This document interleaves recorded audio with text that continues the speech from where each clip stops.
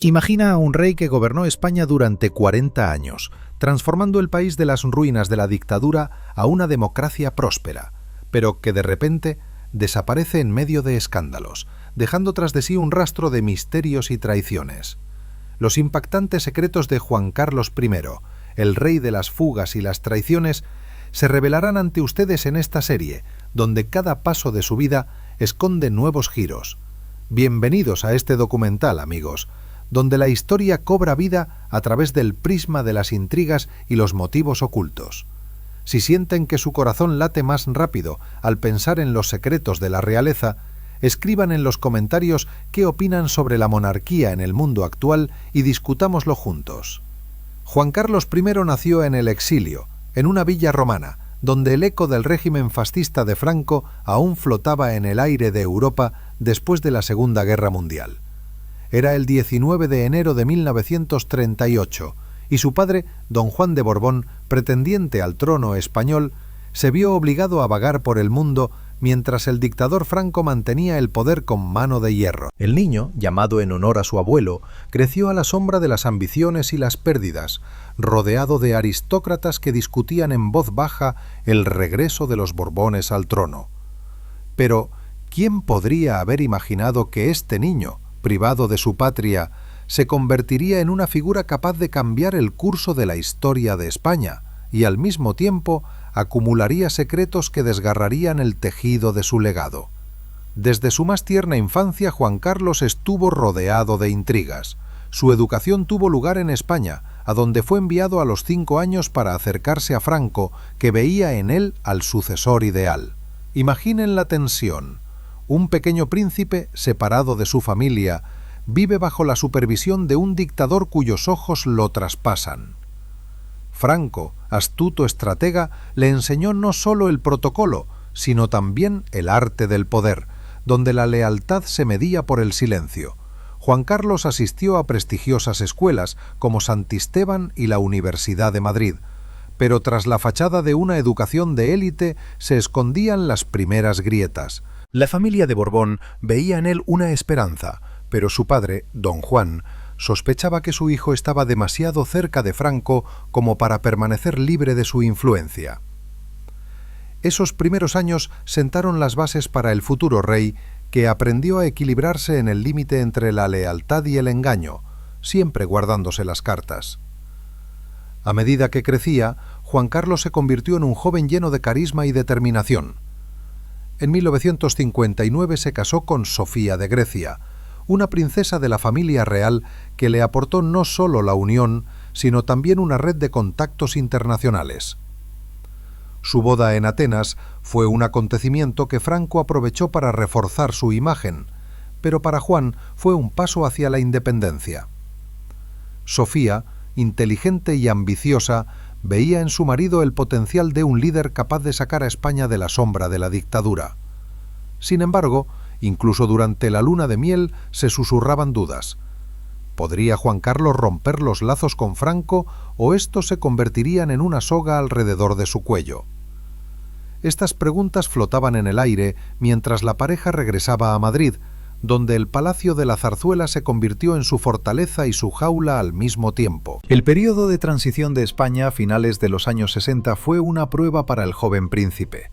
Franco, ya anciano, comenzó a delegar el poder y Juan Carlos obtuvo cargos que lo preparaban para el trono, capitán de la Armada y luego general del Ejército. Viajó por todo el mundo, fortaleciendo las relaciones diplomáticas desde Washington hasta Moscú, pero cada visita tenía un trasfondo oculto.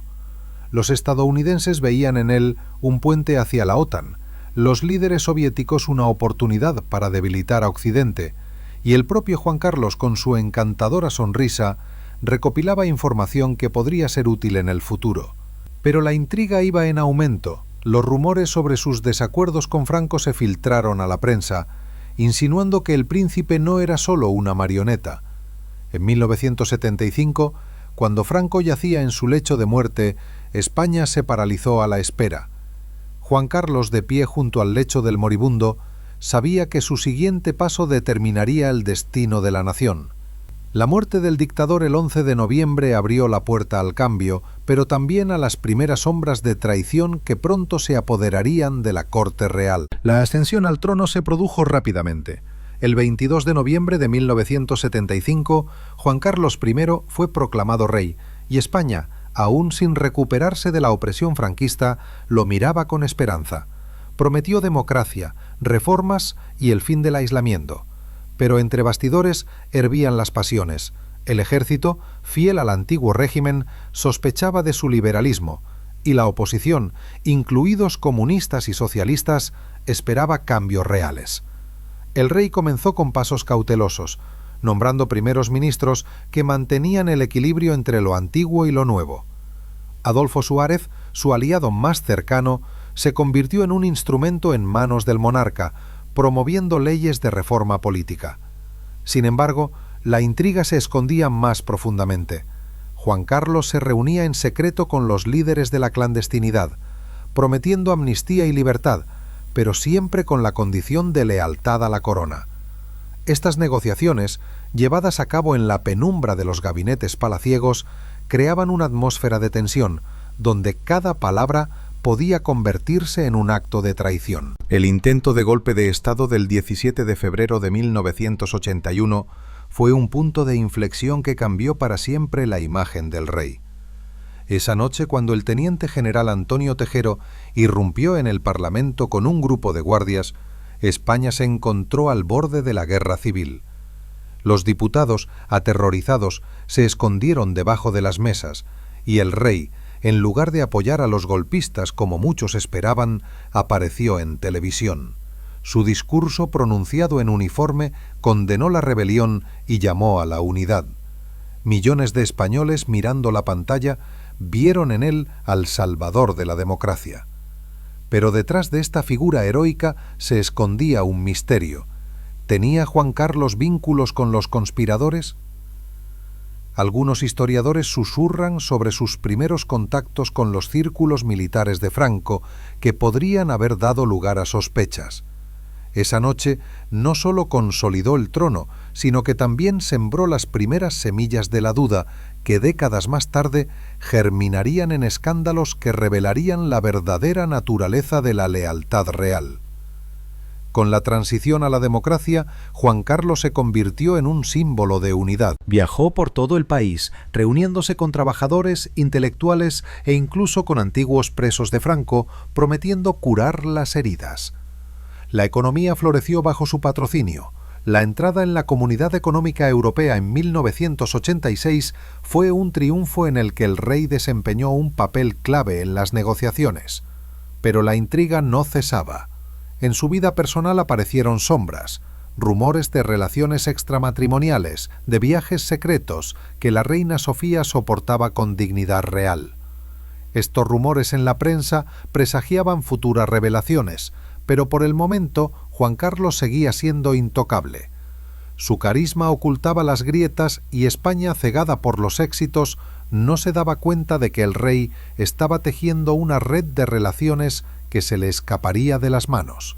A medida que pasaban los años, desde los dorados 80 hasta los turbulentos 90, los secretos se acumulaban, preparándose para salir a la luz y sacudir los cimientos de la monarquía. A medida que se consolidaba la democracia, Juan Carlos I comenzó a ampliar su influencia más allá de España, convirtiéndose en una figura en la arena internacional, donde la diplomacia se entremezclaba con acuerdos secretos, insinuando futuras revelaciones que sacudirían la imagen de la realeza. En los años dorados de la década de 1980, el rey participó activamente en la recuperación económica del país, apoyando las reformas industriales y atrayendo inversiones extranjeras.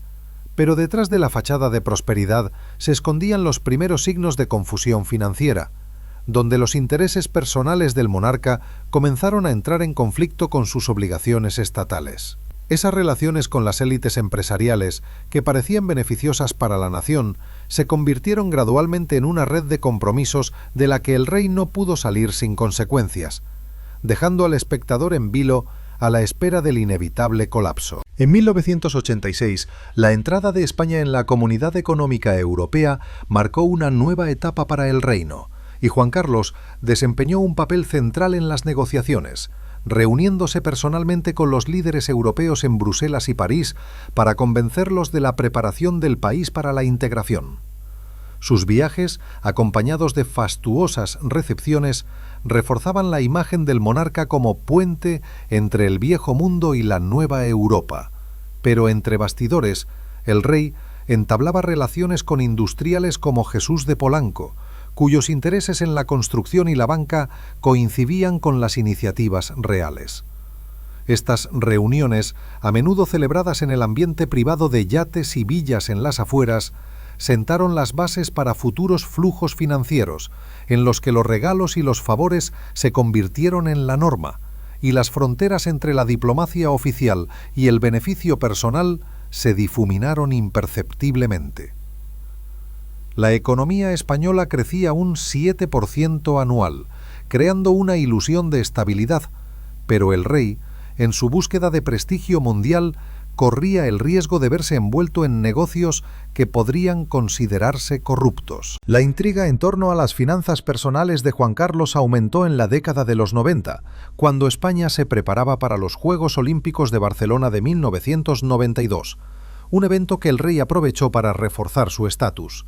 Presidió el comité organizador, coordinando las inversiones en infraestructura y atrayendo patrocinadores de Arabia Saudita y otras monarquías petroleras, cuyos cheques por valor de miles de millones de pesetas convirtieron a Barcelona en un escaparate de éxito.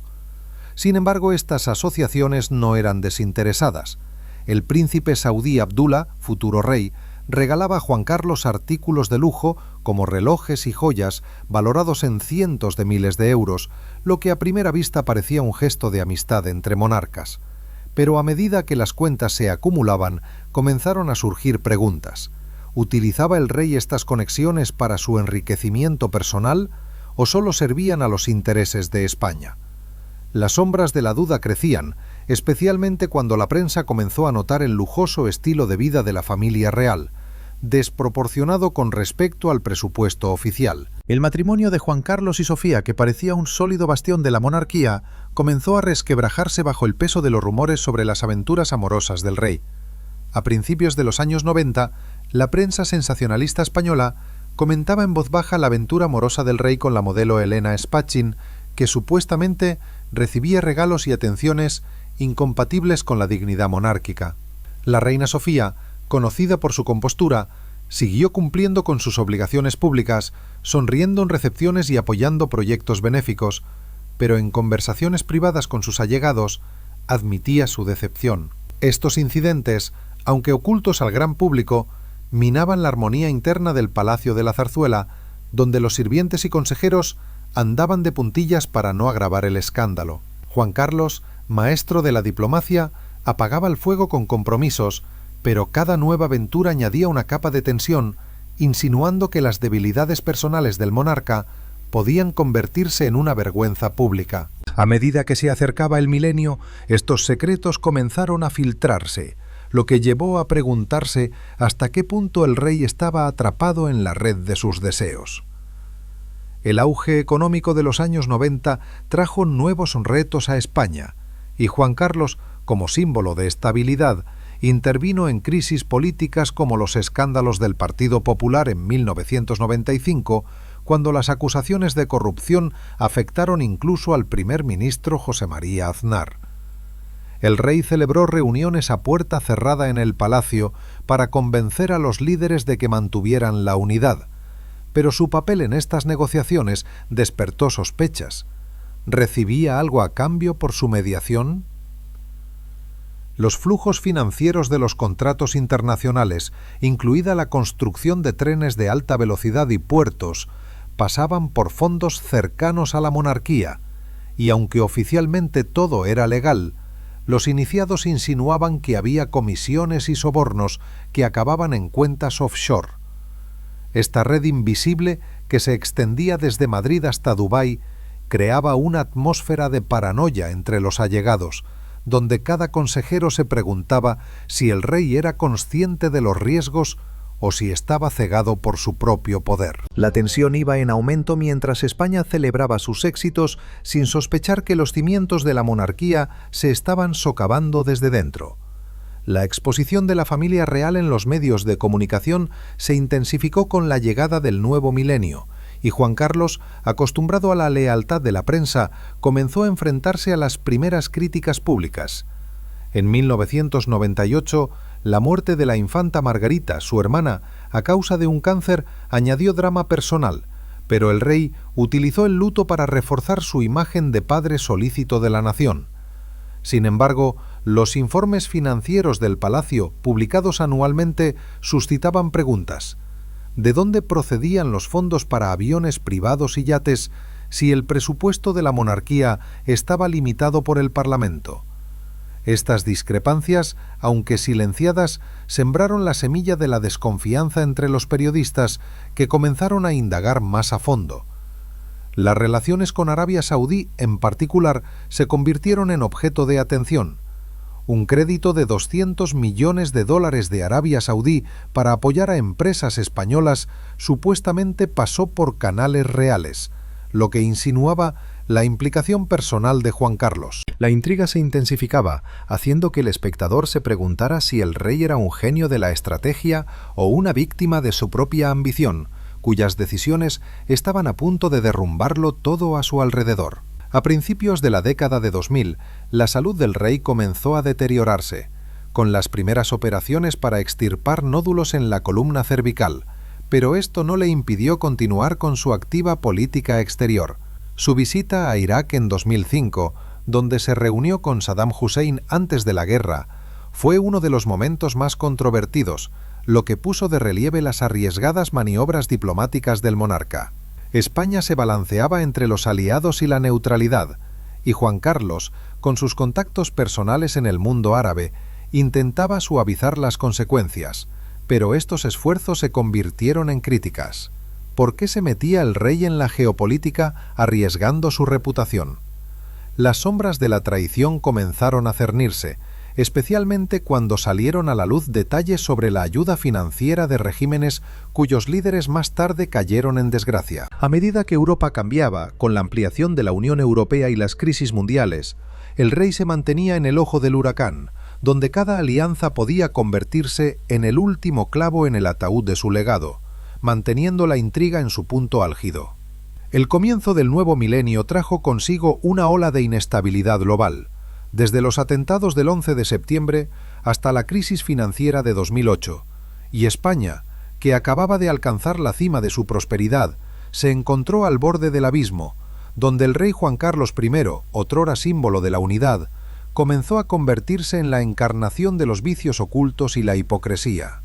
Mientras millones de españoles perdían sus trabajos y sus hogares, y el gobierno imponía medidas de austeridad extremas, la Casa Real seguía viviendo en un mundo de lujo y secretos, creando una brecha entre el monarca y el pueblo que parecía insuperable. Este abismo, lleno de rumores sobre riquezas secretas y relaciones prohibidas, se disponía a engullir el legado del rey, dejando a todos en vilo, esperando el momento en que la verdad saliera a la luz y destruyera todo lo que él había construido. Es en este periodo cuando aparece en escena la figura que se convertirá en el catalizador de la caída del rey, una aristócrata alemana llamada Corinna Zusein-Wittgenstein, cuyo nombre pronto resonará en todos los rincones de España. Se conocieron en 2004 durante una cacería en Toledo, y lo que comenzó como una relación amistosa se convirtió rápidamente en un profundo vínculo emocional que fue mucho más allá de una simple novela.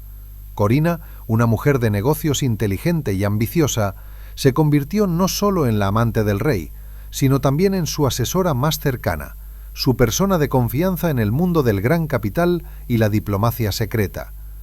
Le acompañaba en viajes secretos a Oriente Medio, organizaba reuniones con jeques y oligarcas y, según se afirma, tenía acceso a información de importancia estatal. Este papel en la sombra la convirtió en una de las figuras más influyentes y enigmáticas del entorno del monarca, lo que generó intriga en torno a sus verdaderas motivaciones y al poder que ejercía sobre el rey ya entrado en años. Paralelamente a esta novela secreta, se desarrolló otro escándalo que supuso un golpe devastador para la imagen de toda la familia real, el caso Noos. En el centro de este caso se encontraba Iñaki Urdangarín, marido de la hija menor del rey, la infanta Cristina, y excampeón olímpico de balonmano. Urdangarín, aprovechando su estatus real, creó una fundación sin ánimo de lucro llamada Instituto Nos, a través de la cual él y su socio comercial desviaron millones de euros de los presupuestos estatales de las Islas Baleares y Valencia, con el pretexto de organizar eventos deportivos y turísticos. El dinero, destinado al bien público, se depositaba en cuentas de empresas ficticias y se gastaba en una vida de lujo, incluida la compra de una mansión en Barcelona por valor de 6 millones de euros. Cuando en 2011 la Fiscalía inició una investigación, la sombra de la sospecha recayó también sobre la infanta Cristina, que formaba parte del consejo de administración de una de las empresas de su marido. La Casa Real se vio envuelta en un escándalo de corrupción y Juan Carlos, en un intento por salvar su reputación, declaró públicamente que la justicia es igual para todos, renegando de hecho de su propio yerno. Pero ya era demasiado tarde. La grieta en los cimientos de la monarquía era demasiado profunda. El punto culminante de este periodo de decadencia fue el tristemente célebre viaje a Botsuana en abril de 2012. Mientras España atravesaba el punto álgido de la crisis económica, con una tasa de desempleo que alcanzaba el 25% y miles de personas saliendo a las calles en señal de protesta, se supo que el rey había viajado en secreto a África para participar en una lujosa cacería de elefantes. Este viaje, cuyo coste se estimaba en decenas de miles de euros, habría permanecido en secreto de no ser por un accidente. Juan Carlos se cayó y se rompió la cadera, tras lo cual tuvo que ser evacuado urgentemente a Madrid para ser operado. La noticia de las diversiones del monarca en plena catástrofe nacional provocó una oleada de indignación. El rey, que también era presidente honorario de la sección española del Fondo Mundial para la Naturaleza, cazaba elefantes, lo que parecía el colmo del cinismo.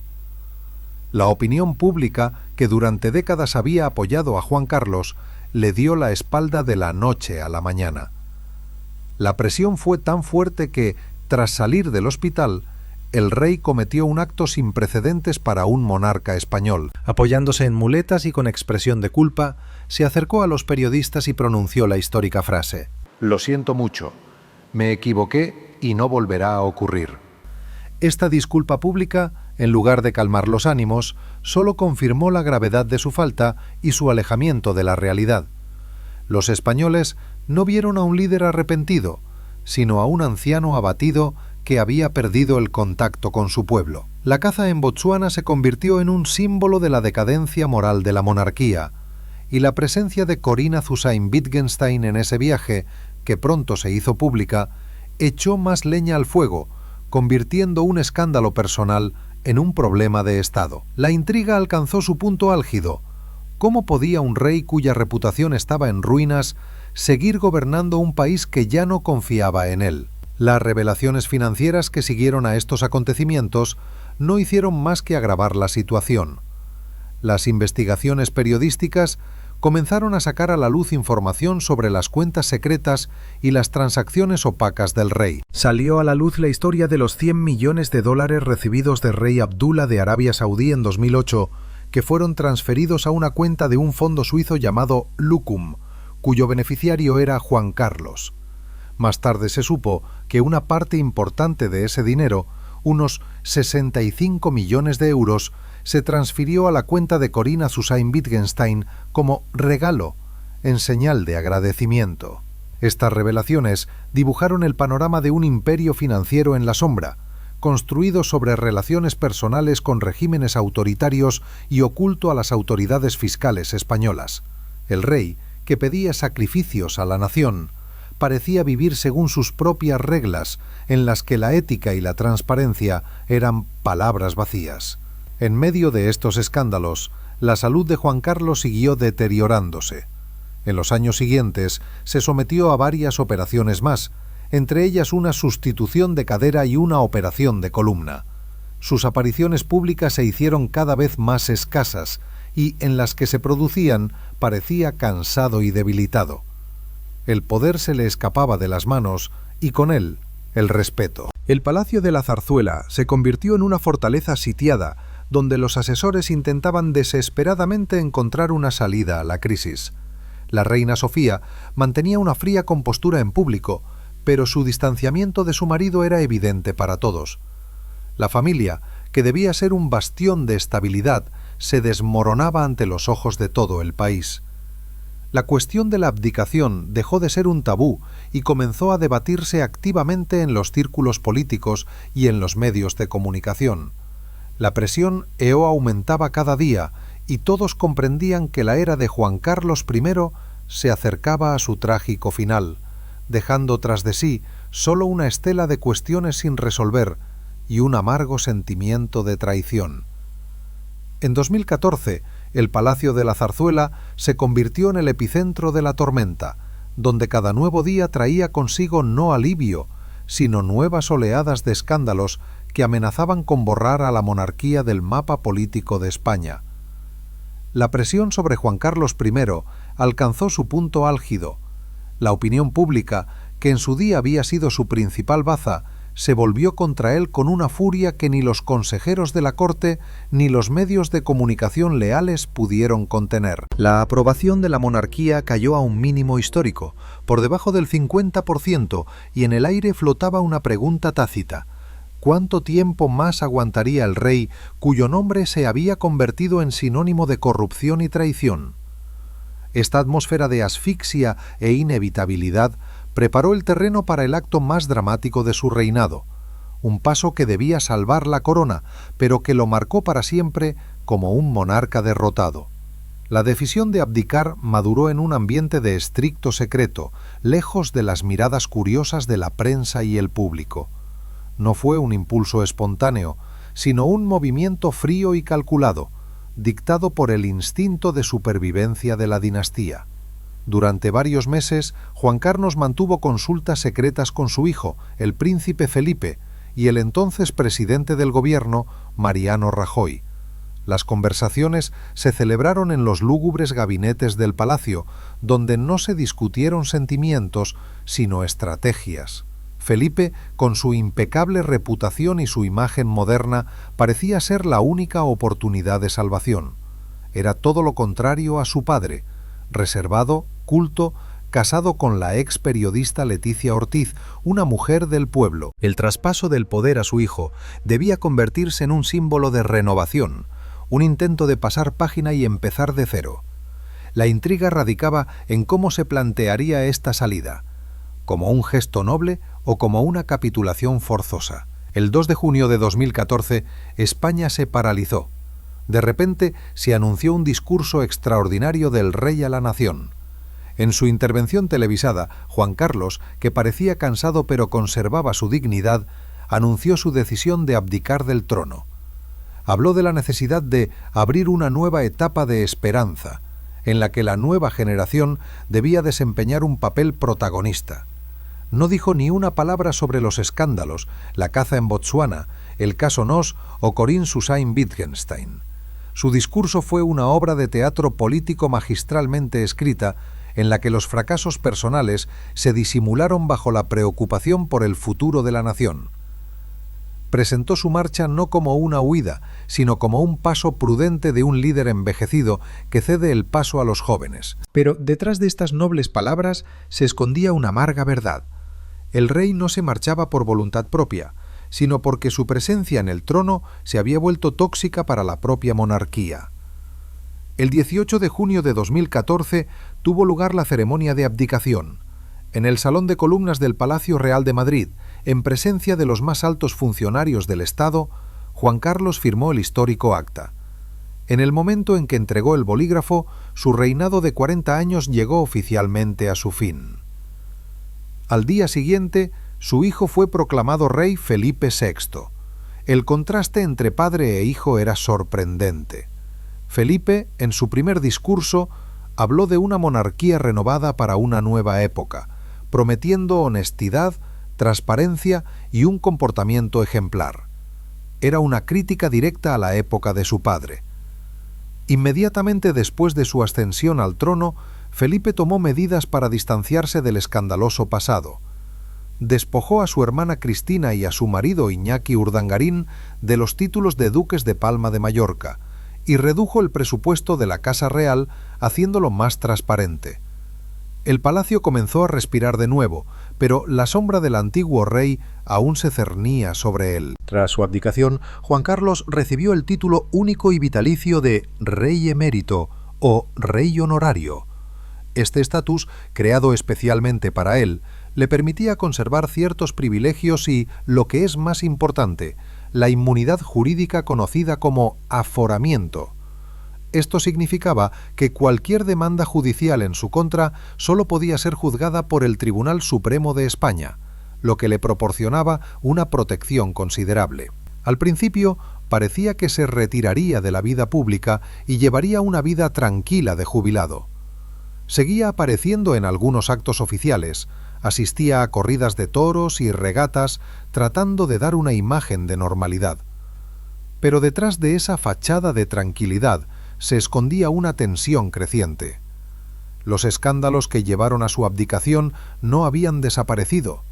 Las investigaciones sobre su yerno continuaban, y los fiscales suizos ya empezaban a mostrar interés por los misteriosos fondos y cuentas relacionados con su nombre. La intriga en torno a su legado financiero no hacía más que aumentar. Tras su abdicación, los periodistas obtuvieron más libertad para investigar y comenzaron a salir a la luz nuevos detalles sobre sus vínculos con las monarquías de Oriente Medio. Surgieron historias sobre regalos costosos, comisiones opacas por la intermediación en grandes contratos internacionales, como la construcción de una línea ferroviaria de alta velocidad entre Medina y la Meca en Arabia Saudita. La suma de $100 millones recibida del rey saudí se convirtió en el elemento central de estas revelaciones. Las preguntas se multiplicaban. ¿Era esta la única transacción de este tipo? ¿Cuántos regalos más se habían recibido durante los años de reinado? ¿Y dónde había ido a parar todo ese dinero? El rey emérito guardaba silencio, refugiándose tras su escudo legal, pero su silencio era ensordecedor. Las relaciones dentro de la familia real seguían siendo extremadamente tensas. El rey Felipe VI se encontró en una situación increíblemente difícil. Tenía que salvar la monarquía y al mismo tiempo lidiar con el legado de su propio padre. Cualquier paso que diera para garantizar la transparencia se percibía como un golpe a Juan Carlos. La reina Sofía seguía desempeñando sus funciones con gélida profesionalidad, pero sus apariciones públicas con su marido se hicieron esporádicas, lo que ponía de manifiesto su total distanciamiento. La familia se había dividido. La abdicación no trajo la paz, sino que solo abrió un nuevo capítulo en este prolongado drama. Juan Carlos, despojado de la corona y del poder, se convirtió en un fantasma que vagaba por los pasillos del palacio, cuyo pasado amenazaba con destruir el futuro de su hijo. Todos comprendían que se trataba de la calma que precedía a una nueva tormenta aún más devastadora, y el espectador permanecía en la angustiosa espera de la siguiente revelación. Los años que siguieron a la abdicación fueron para Juan Carlos I la calma antes de la tormenta, la ilusión de paz que estaba a punto de hacerse añicos bajo el peso de su pasado. Creía que el título de rey emérito y la inmunidad jurídica se convertirían en una fortaleza inexpugnable, pero no tuvo en cuenta una cosa: los secretos más peligrosos no se guardan en las cajas fuertes de los bancos, sino en la memoria de las personas ofendidas. Y esa persona resultó ser Corinna Zusain-Wittgenstein, la mujer que sabía más sobre él que nadie. Son precisamente sus palabras, grabadas en secreto y difundidas, las que abrirán la caja de Pandora, liberando a los demonios que destruirán definitivamente la reputación del rey y le obligarán a huir de su propio país, dejando tras de sí solo desprecio y preguntas sin respuesta. En 2018 se filtraron en los medios de comunicación españoles unas grabaciones de audio que causaron un efecto devastador. Se trataba de conversaciones entre Corinna y el escandaloso excomisario de policía José Manuel Villarrejo, grabadas en Londres en 2015. En estas impactantes confesiones, Corinna, sin sospechar que estaba siendo grabada, hablaba con sorprendente franqueza sobre las maquinaciones financieras del rey emérito. Afirmaba que Juan Carlos la había utilizado como testaferro para ocultar sus activos y propiedades inmobiliarias. describió con detalle cómo había recibido una comisión colosal, esos mismos 100 millones de dólares, de Arabia Saudí por mediar en el contrato para la construcción de una línea ferroviaria de alta velocidad a la Meca. Habló de las cuentas en bancos suizos a nombre de fondos ficticios como Lucum, y de cómo el rey intentó transferir parte de su fortuna para evitar la atención de las autoridades fiscales. No se trataba de un simple rumor, sino de un testimonio de primera mano, de una persona del círculo más cercano. Toda España escuchó lo que antes solo se susurraba en los pasillos. Estas grabaciones fueron el detonante de una investigación internacional. El fiscal suizo Yves Bertosa, conocido por su meticulosidad en los casos de delitos financieros, abrió una causa por blanqueo de capitales a gran escala. Su atención se centró en la transferencia de 65 millones de euros de la cuenta del fondo Lucum a la cuenta personal de Corina. Ella afirmó que se trataba de un regalo, un acto de generosidad del rey. Pero para la Fiscalía parecía un clásico caso de blanqueo de fondos obtenidos ilegalmente. Los investigadores suizos comenzaron a congelar cuentas, enviar solicitudes a España y Arabia Saudí, desentrañando una compleja red de empresas offshore y transacciones secretas. La fortaleza de la inmunidad jurídica de Juan Carlos comenzó a resquebrajarse, ya que sus acciones ahora se investigaban fuera de España, donde su estatus no tenía ningún peso. El cerco se cerraba, lenta pero inexorablemente. Para el rey Felipe VI, estas revelaciones se convirtieron en una verdadera pesadilla. La reputación de la monarquía, que tanto se había esforzado por restaurar, se vio nuevamente amenazada por los pecados de su padre.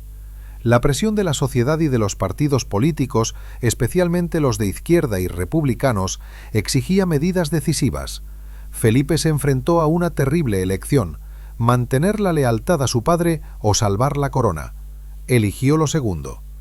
El 15 de marzo de 2020, en plena pandemia del coronavirus, cuando todo el país estaba confinado en sus casas, el Palacio Real publicó un comunicado sin precedentes.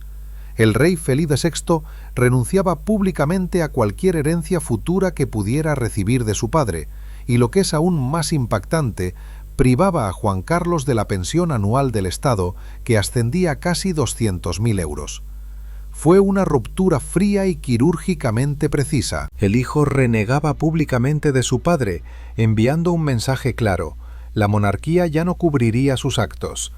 Este acto, destinado a salvar la institución, parecía la última traición a los ojos del viejo rey.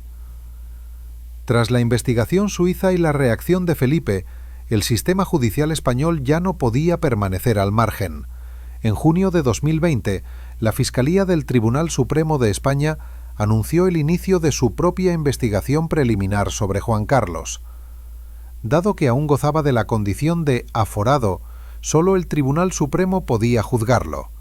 La investigación se centró en su presunta participación en el contrato para la construcción del ferrocarril a la Meca, pero solo durante el período posterior a su abdicación en 2014, ya que hasta ese momento gozaba de inmunidad absoluta como jefe de Estado. Pero incluso eso supuso un golpe devastador: la mera posibilidad de que el antiguo monarca, artífice de la democracia, pudiera ser procesado y comparecer ante los tribunales, sacudió los cimientos del Estado. En el verano de 2020, la situación se volvió insoportable. Cada día traía nuevas filtraciones a la prensa, nuevos detalles sobre la lujosa vida del rey emérito, sus cuentas secretas y sus amigos dudosos. El gobierno socialista encabezado por Pedro Sánchez insinuaba cada vez más claramente que la presencia de Juan Carlos en España se había vuelto preocupante y socavaba la confianza en las instituciones del poder. Entre bastidores comenzaron tensas negociaciones entre el Palacio de la Zarzuela, el gobierno y el propio Juan Carlos.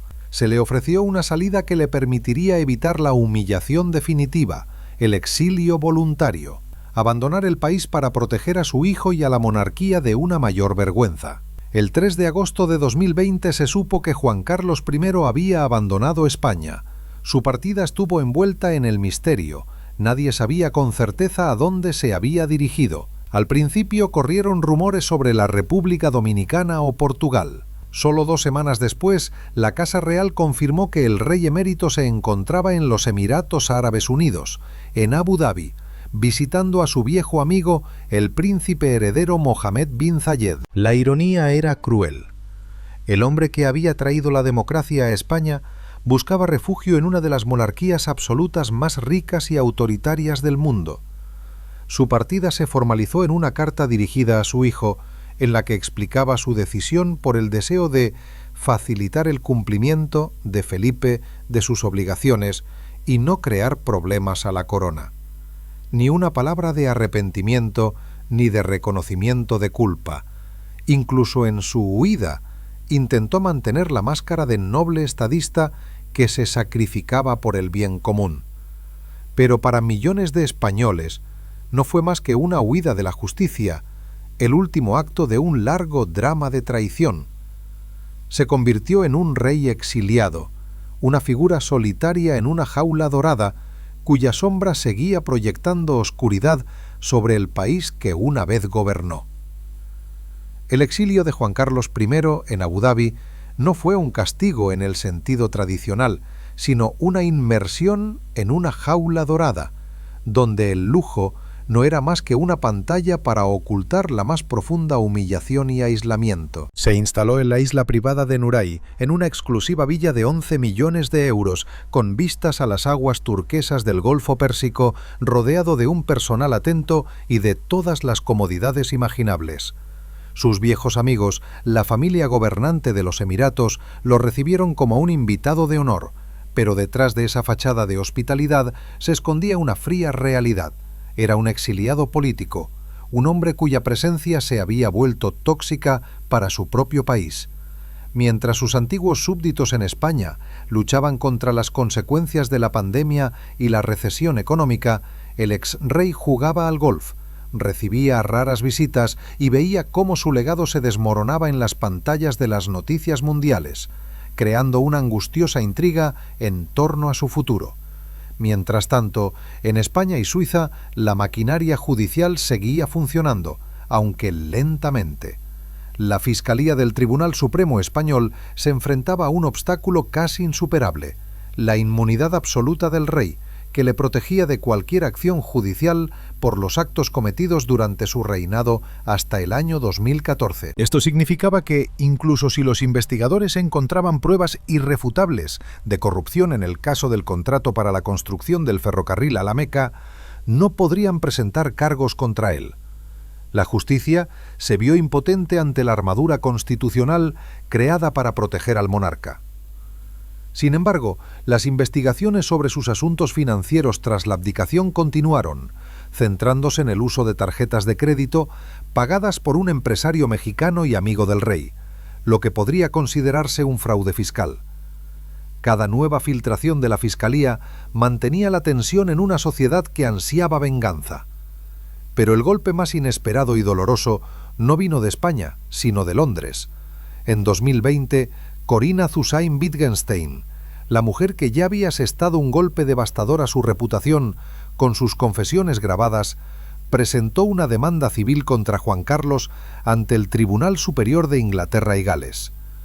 No se trataba de una simple disputa financiera, sino de impactantes acusaciones de acoso. Afirmaba que, tras su ruptura en 2012, el exrey y los servicios secretos españoles habían lanzado contra ella una campaña de amenazas, vigilancia ilegal e intimidación. Afirmaba que la habían seguido en Londres y Mónaco, que habían entrado en su apartamento y que la habían amenazado a ella y a sus hijos. Esta demanda convirtió su historia de romance secreto en un thriller público sobre espionaje y abuso de poder, en el que ya no solo estaba en juego el dinero, sino también la seguridad personal. Juan Carlos, que se encontraba en Abu Dhabi, se vio obligado a contratar a costosos abogados británicos para defenderse de estas acusaciones, que lo pintaban no solo como un hombre corrupto, sino también como una persona vengativa y peligrosa. Bajo la presión de las investigaciones, Juan Carlos emprendió un intento desesperado por apagar el fuego. Entre diciembre de 2020 y febrero de 2021, sus abogados llevaron a cabo 2 regularizaciones fiscales. pagó voluntariamente al fisco español primero 678.000 euros y luego casi 4,4 millones de euros más. Estos pagos debían cubrir los impuestos sobre los ingresos que no había declarado anteriormente, en particular por el uso de esas mismas tarjetas de crédito y por la recepción de fondos privados. Para sus defensores, se trataba de un gesto de buena voluntad, un intento de corregir los errores del pasado. Pero para la opinión pública parecía una confesión abierta de culpabilidad. El hombre que durante años había negado cualquier irregularidad financiera, ahora pagaba apresuradamente millones para evitar ser procesado penalmente. Esto no hizo más que reforzar las sospechas de que los escándalos conocidos eran solo la punta del iceberg de su imperio financiero secreto. El ambiente político en España se estaba caldeando. El gobierno de los socialistas y sus socios del partido de izquierda Podemos se encontraba en una situación delicada. Por un lado, no querían una mayor desestabilización de las instituciones estatales, pero por otro, no podían ignorar la indignación pública. El presidente del gobierno, Pedro Sánchez, calificó en repetidas ocasiones el comportamiento del rey emérito de poco ético y preocupante, pero evitó atacar directamente a la institución de la monarquía y al rey Felipe VI. Los partidos republicanos y separatistas del Parlamento utilizaron el escándalo como arma para exigir un referéndum sobre el futuro de la monarquía y una investigación exhaustiva de todos los asuntos relacionados con Juan Carlos. El Palacio Real guardó un silencio glacial, tratando de distanciarse al máximo de la figura del desterrado. Felipe y Leticia continuaron con su trabajo, visitando regiones y apoyando proyectos culturales y sociales, como si intentaran con su impecabilidad tapar el hedor que emanaba de Abu Dhabi. El propio Juan Carlos, según los pocos amigos que se atrevían a visitarlo, se sentía traicionado y abandonado. Se quejaba de que lo habían convertido en chivo expiatorio, de que se había olvidado su contribución al establecimiento de la democracia. Añoraba España, a sus amigos, las regatas de vela en San Censo y las corridas de toros en la Plaza de las Ventas. Comenzaron a filtrarse rumores sobre su deseo de regresar a su patria, al menos por un tiempo. Estos rumores provocaron una nueva ola de debates políticos. ¿Tenía derecho a regresar? Y si era así, ¿en qué condiciones? Su figura dividía a la sociedad. Unos veían en él a un anciano enfermo que merecía el derecho a morir en su tierra natal, otros a un criminal que primero debía comparecer ante la justicia. La cuestión de su regreso se convirtió en un rompecabezas político sin una solución fácil que mantenía a todo el país en tensión. Pero si volvería como padre perdonado de la nación o como exiliado despreciado para morir en tierra extranjera seguía siendo el principal misterio aún sin resolver. En marzo de 2022, tras año y medio de angustiosa espera y continuas filtraciones a la prensa, la sociedad española recibió una noticia que debía poner punto final a la saga judicial sobre Juan Carlos I, pero que, en cambio, se convirtió en un punto suspensivo en su condena moral. La Fiscalía del Tribunal Supremo de España anunció el archivo de las 3 investigaciones abiertas contra el rey emérito. Las puertas de la justicia, que parecían a punto de cerrarse tras él, se cerraron lentamente sin dejarle entrar. Para los partidarios de la monarquía fue una señal de absolución, una prueba de que todas las acusaciones no eran más que una caza de brujas motivada políticamente. Pero para millones de españoles fue una amarga confirmación de sus peores temores. En España existe una justicia para los ciudadanos de a pie y otra muy diferente para los reyes. Las razones para cerrar los casos eran un complejo mosaico jurídico que la Fiscalía expuso en un documento de muchas páginas, pero que se reducía a 3 puntos principales. En primer lugar, y este era el principal escudo del rey, su absoluta inmunidad hasta su abdicación en 2014. La mayoría de los presuntos delitos, incluida la recepción de $100 millones de Arabia Saudí, se produjeron durante ese periodo, lo que lo hacía inalcanzable para la justicia. En segundo lugar, En algunos otros episodios, especialmente los relacionados con su patrimonio en los años 90 y 2000, había prescrito el delito. Y en tercer lugar, en lo que respecta a las acusaciones de fraude fiscal tras su abdicación, sus regularizaciones fiscales voluntarias, en las que pagó más de 5 billones de euros al fisco, funcionaron como una maniobra legal que impidió que se presentaran cargos formales. El sistema destinado a castigar se vio atado de pies y manos por sus propias reglas. Juan Carlos estaba legalmente limpio, pero su reputación quedó mancillada para siempre. Esta decisión abrió el camino para lo que tanto deseaba en su jaula dorada de Abu Dhabi, volver a España. Desde el punto de vista jurídico ya no había motivos que le impidieran venir, pero la cuestión ya no era jurídica, sino política y moral. La noticia de su posible regreso provocó una tormenta en el gobierno y en la sociedad. Los partidos de izquierda exigían que primero diera explicaciones públicas sobre su comportamiento. Los de derecha afirmaban que era un ciudadano libre y tenía derecho a volver cuando quisiera. El Palacio Real se vio en el epicentro de esta tormenta, tratando de encontrar la manera de manejar una situación que podía suponer un nuevo golpe para la imagen del rey Felipe VI. Entre bastidores se llevaron a cabo tensas negociaciones con el objetivo de organizar el regreso de manera que causara el menor daño posible. Y así, en mayo de 2022, casi 2 años después de su huida, Juan Carlos regresó. Pero no fue un regreso modesto de un anciano arrepentido, fue una llegada triunfal, rodeada de pompa, que parecía un desafío a toda la sociedad española. No voló en un avión privado a Madrid, sino a Vigo, desde donde se dirigió a la localidad costera gallega de Sanxenxo, la meca de los amantes de la vela en España. Su objetivo era participar en una regata a bordo de su yate favorito, el Bribón. Sanxenxo se convirtió en un teatro del absurdo. Por un lado lo recibían multitudes de admiradores entusiastas que coreaban «Viva el Rey» y ondeaban banderas españolas.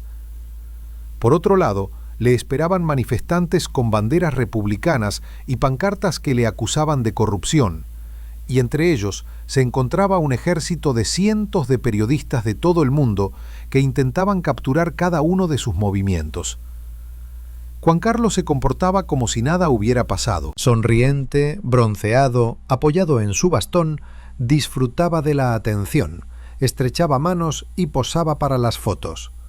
Parecía un hombre que había vuelto a casa como un vencedor. El colmo de esta indiferencia ostentosa se produjo cuando una periodista le gritó la pregunta que todo el país se hacía. ¿Iba a dar alguna explicación a su hijo y al pueblo español? Su respuesta, lanzada por encima del hombro con una sonrisa irónica, pasó a la historia como símbolo de su arrogancia. ¿Explicaciones de qué?, dijo. Esta breve frase resonó como una bofetada. ¿Explicaciones de qué? Explicaciones de cuentas secretas, regalos dudosos de dictadores, caza de elefantes en plena crisis, huida humillante del país. Para muchos españoles, esta respuesta fue peor que cualquier delito, ya que demostraba una total falta de arrepentimiento y desprecio por los sentimientos de sus antiguos súbditos. La visita terminó con una breve y, según se informa, gélida reunión en Madrid. Antes de volar de regreso a Abu Dhabi, Juan Carlos pasó varias horas en el Palacio de la Zarzuela con su hijo, el rey Felipe, la reina Sofía y el resto de la familia. No hubo fotos de esta reunión. Más tarde la Casa Real emitió un escueto comunicado en el que se decía que padre e hijo habían mantenido una larga conversación sobre los motivos del regreso y sus consecuencias para la opinión pública. El comunicado también subrayaba que Juan Carlos había aceptado que sus futuras visitas a España serían de carácter más privado. Era una forma diplomática de decir que el espectáculo de Sanxenxo había sido un desastre y que no debía repetirse. Una vez más, el hijo se vio obligado a reprender públicamente a su padre. El primer regreso de Juan Carlos del exilio resultó ser un completo fracaso desde el punto de vista de la imagen. no solo no obtuvo el perdón, sino que reforzó la imagen de un monarca egoísta y alejado de la realidad. Demostró que no había comprendido ni aceptado la gravedad del daño que había causado a la institución que él mismo había ayudado a crear. Regresó a su lujosa prisión en Abu Dhabi, dejando tras de sí una división aún mayor en la sociedad y poniendo a su hijo en una situación aún más incómoda. La intriga cambió. Ahora la cuestión no era si volvería, sino si le permitirían volver. Y si era así, ¿cuál sería el precio de ese regreso para la inestable estabilidad de la monarquía española, que seguía viviendo bajo el peso de su sombra imborrable? La catastrófica visita a Sancheño en mayo de 2022 no fue el final de la historia, sino solo el comienzo de un nuevo capítulo aún más humillante para Juan Carlos I. Regresó a Abu Dhabi, pero ahora llevaba puestas unas cadenas invisibles forjadas por su propio hijo y el gobierno español. Las condiciones eran claras y crueles. Cualquier visita futura debía ser absolutamente privada, sin declaraciones públicas, sin circo mediático, sin apariciones triunfales. El rey exiliado obtuvo el derecho a visitar su país, pero solo como un fantasma, como una sombra a la que se le prohibía proyectarse a sí misma. Esta nueva realidad convirtió su vida en una serie de viajes secretos y cuidadosamente controlados, en los que cada movimiento era vigilado y cualquier intento de recuperar su antigua gloria era frustrado de raíz, creando una angustiosa intriga en torno a su lucha contra su propia impotencia. En los meses siguientes volvió varias veces a Sancheño para participar en regatas, pero fueron visitas muy diferentes a la primera. En lugar de multitudes y cámaras de televisión, lo recibía el silencio. Llegaba en un avión privado, se subía rápidamente al coche y se dirigía a la villa de su amigo, evitando cualquier contacto con la prensa. Salía al mar, participaba en las regatas, pero era como un ritual desprovisto de alegría. Ya no era un rey que disfrutaba de la adoración de las multitudes, sino un anciano al que se le permitía dedicarse a su afición, siempre y cuando se comportara con discreción. Esa libertad controlada era, quizás, una humillación más sutil que el exilio total. Su hijo, el rey Felipe VI, demostró su poder permitiendo que su padre regresara, pero solo en sus propios términos, dejando claro quién era ahora el dueño del Palacio de la Zarzuela. Mientras Juan Carlos intentaba encontrar consuelo en la vela, sus abogados libraban una encarnizada batalla en otro frente, el Tribunal Superior de Londres. La demanda por acoso de Corinna Zusain-Wittgenstein seguía cobrando impulso, y la cuestión central era la inmunidad jurídica del exrey. Su defensa argumentaba que, como antiguo soberano, seguía gozando de inmunidad frente a la persecución judicial en los tribunales británicos. Pero en marzo de 2023, el Tribunal de Apelación dictó una sentencia que supuso otro duro golpe para él. El tribunal dictaminó que cualquier inmunidad que pudiera tener había terminado en el momento de su abdicación en 2014. En cuanto a las acciones realizadas antes de esa fecha, no pueden considerarse actos de Estado si se trata del enjuiciamiento de un particular. Esto significaba que la demanda civil podía ser admitida a trámite. La sombra de un juicio en el que tendría que responder a preguntas humillantes sobre su relación con Corinna y las acciones de los servicios secretos se cernía de nuevo sobre él. La manifestación más clara de su nueva condición de fantasma en la fiesta fueron los acontecimientos familiares que no podía ignorar. En enero de 2023 se celebró en Atenas el funeral del rey Constantino II de Grecia, hermano de la reina Sofía. Fue una gran reunión de la aristocracia europea, y toda la familia real española, incluida el rey Felipe, la reina Leticia y la reina Sofía, acudió para rendir homenaje. También acudió Juan Carlos. Por primera vez en mucho tiempo, toda la familia se reunió en un acto público, y el lenguaje de sus cuerpos hablaba más alto que cualquier palabra. En las fotografías que dieron la vuelta al mundo, se veía a Juan Carlos apoyado en el brazo de un guardaespaldas caminando detrás de su familia. La reina Sofía se mantenía a distancia, con el rostro impenetrable. Durante la ceremonia se sentaron separados. Este momento se convirtió en un símbolo visual de la división, del muro invisible que ahora separaba al hombre que creó la monarquía española moderna y a la propia monarquía. Este aislamiento se sentía no solo a nivel familiar, sino también a nivel político. Cada vez que visitaba España, por muy discreta que fuera su visita, provocaba una nueva ola de críticas por parte de los partidos de izquierda y suponía un quebradero de cabeza para el gobierno.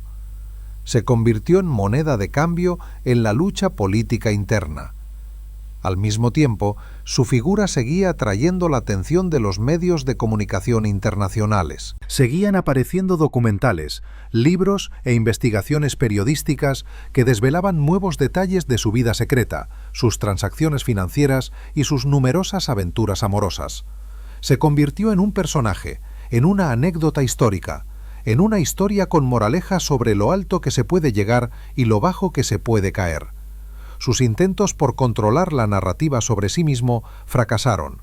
La historia de su vida ahora la escribían otras personas, y no era la historia de un héroe de la democracia, sino la de un rey sumido en los vicios. En su jaula dorada de Abu Dhabi, rodeado de lujo pero sin influencia ni respeto reales, Juan Carlos, según dicen unos pocos allegados, se sumía cada vez más en reflexiones sobre su legado. Él, el hombre que había estado al frente de la nación en uno de los momentos más críticos de su historia, que había mirado a los ojos a los conspiradores durante el intento de golpe de Estado, ahora se veía obligado a pedir permiso a su propio hijo para visitar su patria. Veía cómo borraban su nombre de las calles y plazas, cómo retiraban sus retratos de las paredes. Estaba vivo, pero lo estaban convirtiendo lentamente en un difunto histórico. Esta lucha por conservar los restos de su dignidad y su legado se convirtió en su última y más desesperada batalla. Y la intriga continuaba. ¿Se resignaría a ser un fantasma silencioso o su carácter indomable y su ansia de reconocimiento le llevarían a dar un último paso, quizás el más devastador para la monarquía? A medida que los años de exilio se fundían en una monótona sucesión de días soleados en Abu Dhabi, Juan Carlos I emprendió la última y posiblemente la más desesperada batalla. Una batalla no por el poder o el dinero, sino por el epílogo en los libros de texto de historia. Vio cómo su imagen de héroe de la democracia, forjada durante décadas, se disolvía en el ácido de los escándalos, y en su dorado aislamiento intentó arrebatar la pluma a sus críticos y escribir él mismo el capítulo final de su vida. Esta campaña para rehabilitar su propio legado, desarrollada lejos de España, estuvo llena de reuniones secretas, filtraciones cuidadosamente dosificadas y la amarga conciencia de que algunos errores ya no se pueden corregir, creando intriga en torno a si el rey caído podría cambiar el juicio de la historia o si sus esfuerzos solo subrayarían la profundidad de su caída. Esta batalla se libró en varios frentes. En primer lugar, Juan Carlos comenzó a comunicarse selectivamente con historiadores y periodistas en los que confiaba, tratando de exponer su versión de los hechos. En estas conversaciones, que tuvieron lugar en su residencia de la isla de Nuray, describió su vida como una sucesión de sacrificios en nombre de España. Habló de su infancia solitaria bajo la tutela de Franco, del riesgo al que se expuso durante la transición a la democracia y de su papel en la prevención del golpe de Estado. Intentaba presentar sus vínculos con las monarquías de Oriente Medio no como una fuente de enriquecimiento personal, sino como un instrumento de diplomacia informal que proporcionaba a España contratos ventajosos y apoyo político. Pero en estas historias había lagunas evidentes: los temas de Corina, la caza en Botsuana, las cuentas secretas, o bien se pasaban por alto, o bien se presentaban como errores insignificantes, exagerados por los detractores. Era un intento de crear una realidad alternativa, pero se estrellaba contra el muro de los hechos irrefutables. Al mismo tiempo, sus abogados trabajaban para cerrar el frente legal más humillante para él, la demanda de Corina Susain-Wittgenstein en Londres.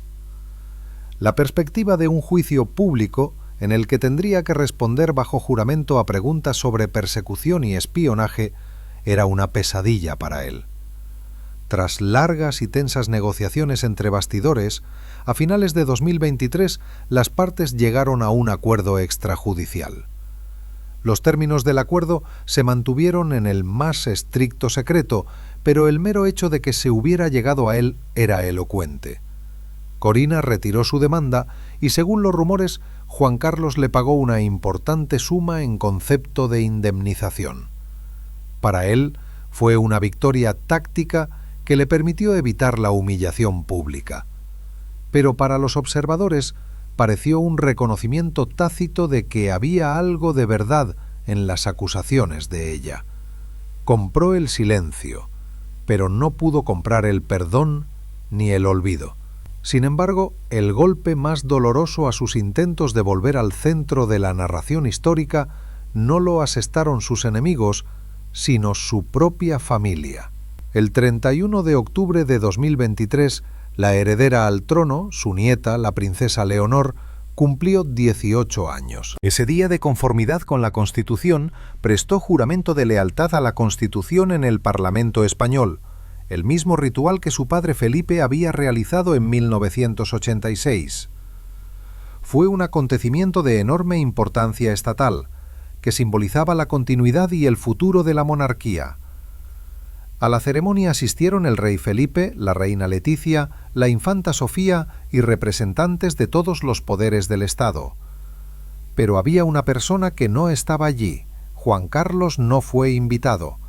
Su ausencia fue ensordecedora. No se trataba de un simple detalle protocolario, sino de una poderosa señal política. El futuro de la dinastía de los Borbones se construye sin él. Su figura se considera tóxica incluso para una celebración familiar y estatal tan importante. Más tarde, ese mismo día, se celebró una fiesta familiar privada en el Palacio de El Pardo, a la que Juan Carlos acudió desde Abu Dhabi. Pero también aquí su aislamiento fue evidente. Llegó y se marchó por separado del resto de los miembros de la familia. Las fotos de este evento, filtradas a la prensa, lo mostraban como un extraño en su propia fiesta familiar, una figura del pasado que solo apareció por un momento para recordar su presencia, y luego volvió a desaparecer. Esta ejecución simbólica de su papel como patriarca de la familia fue quizás la más amarga de todas las humillaciones. Él, que había cedido la corona a su hijo, ahora estaba excluido de la ceremonia que garantizaba su transferencia a su nieta. En el contexto de estos acontecimientos, su estado físico seguía siendo motivo de preocupación. Ya tenía más de 85 años, dependía cada vez más de la ayuda de otros para caminar, y sus apariciones públicas, incluso las escasas en Sanejengo, mostraban la fragilidad de un hombre envejecido. El contraste entre su cuerpo débil y su mirada aún viva y penetrante creaba la trágica imagen del rey Lear, despojado de su poder, pero no de su orgullo. Su vida en el exilio se convirtió en una espera. La espera de la próxima visita, la próxima regata, las próximas noticias de España. Pero, sobre todo, era la espera del final. Y junto con él crecía la última y principal intriga de su vida y muerte. ¿Dónde encontraría su último refugio? ¿Se le permitiría ser enterrado en el Panteón de los Reyes, en el Monasterio del Escorial, junto a sus antepasados, los grandes reyes de España? ¿O su destierro sería eterno, e incluso después de su muerte se le negaría el derecho a descansar en la tierra que una vez gobernó? Esta pregunta quedó sin respuesta, convirtiendo el final de su vida en el último enigma sin resolver. La era de Juan Carlos I llega a su fin, no con el estruendo de las fanfarrias reales, sino con el suave susurro de la arena en Abu Dhabi, donde el tiempo para el antiguo monarca ha ralentizado su curso, convirtiéndose en una espera interminable. Su debilidad física se ha hecho evidente para todos, y las escasas noticias que llegan desde su jaula dorada hablan de un hombre que finalmente se ha enfrentado a su enemigo más temible, su propio legado. La historia, que él intentó controlar tan desesperadamente, se le escapó de las manos, y ahora se escribe sin su participación, en las páginas de los periódicos, en las aulas universitarias y en las discusiones de los españoles de a pie. Y mientras su cuerpo se apaga lejos de su patria, sobre España se cierne la última y más sombría intriga. ¿Cuál será el veredicto final de la historia? Y si la monarquía de su hijo podrá alguna vez librarse por completo de la sombra de su padre exiliado. La cuestión central y más simbólica que determina la tragedia de su final es la de su entierro. ¿Dónde encontrará su último refugio el cuerpo del hombre que durante 40 años llevó la corona de España? Por tradición, los monarcas españoles descansan en el majestuoso Panteón de los Reyes, en el monasterio del Escorial, un mausoleo de mármol donde yacen sus antepasados, desde Carlos V hasta sus propios padres, el conde y la condesa de Barcelona. Pero el protocolo es estricto. Este lugar está destinado a los monarcas fallecidos durante su reinado. Juan Carlos abdicó, murió como soberano el día en que firmó el acta de abdicación. Su caso no tiene precedentes y coloca a su hijo, el rey Felipe VI, ante una elección insoportable. Enterrarlo en el Escorial significa reconocer simbólicamente que es igual a los demás reyes, ignorando la vergüenza del exilio, lo que provocará una tormenta de indignación en la sociedad. Negarle ese derecho significaría marcarlo para siempre como un paria, infligiendo una última herida a su padre y sentando un precedente que debilitaría la sacralidad de la propia dinastía. Esta cuestión convirtió su futura muerte de una tragedia personal en un problema de Estado. Es muy probable que la historia escriba sobre él dos biografías paralelas e incompatibles entre sí.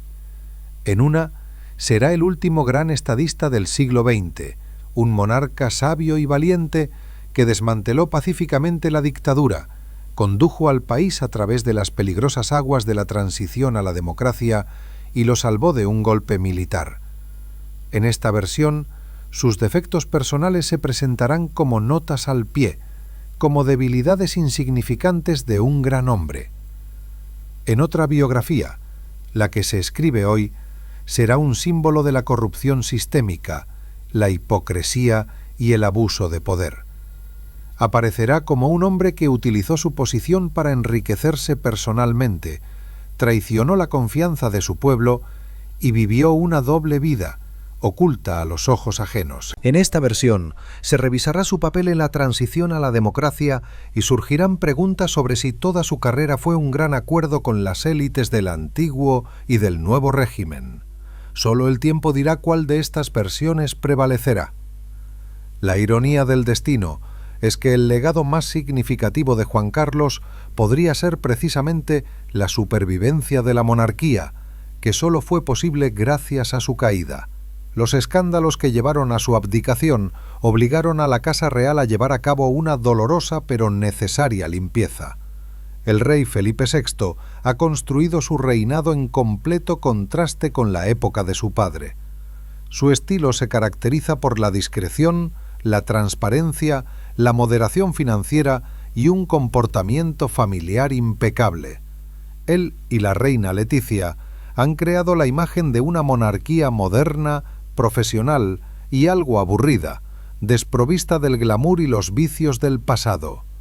Con su caída, Juan Carlos le dio a su hijo la oportunidad de reconstruir la institución sobre una base nueva y más sólida, basada no en el carisma de una sola persona, sino en la rendición de cuentas y el servicio. De este modo, se convirtió involuntariamente en el padre fundador no solo de la antigua, sino también de la nueva y renovada monarquía española.